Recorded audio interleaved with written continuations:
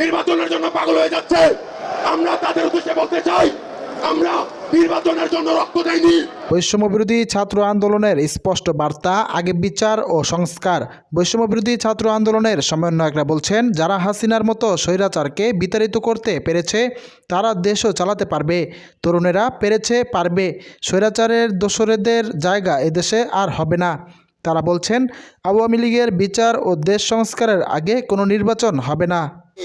আমরা সংস্কার চাই, আগে দেশের সংস্কার হবে, তারপর হবে নির্বাচন। মঙ্গলবার 31 ডিসেম্বর কেন্দ্রীয় শহীদ মিনার প্রাঙ্গণে মার্চ ফর ইউনিটি কর্মসূচিতে এসব কথা বলেন নেতারা। বৈষম্যবিরোধী ছাত্র আন্দোলনের ডাকে সাধারণ জনতা ও শিক্ষার্থীদের ঢল নামে কেন্দ্রীয় শহীদ মিনার এলাকায়। সমাবেশস্থল পরিপূর্ণ হয়ে ওঠে। মিছিল আর স্লোগানে উত্তাল ঢেউ খেলে। শহীদ মিনার এলাকায় সারেজমিনে এমন চিত্র দেখা যাচ্ছে। 1 মিনিট নীরবতা পালন হয় জুলাই আগস্টের শহীদদের স্মরণে। মঞ্চের দুপাশে আন্দোলনে শহীদ ও আহতদের পরিবারের জন্য সংরক্ষিত জায়গা রাখা হয়।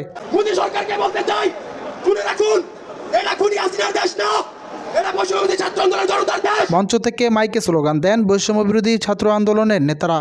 স্লোগান দেন, ক্ষমতা না জনতা, গোলামি না আজাদি, দিল্লি না ঢাকা, মুজিববাদ মুর্দাবাদ, 24-এর বাংলায় মুজিববাদের ঠাঁই নাই, এই মুহূর্তে দরকার বিচার আর সংস্কার ইত্যাদি স্লোগান দেন তারা।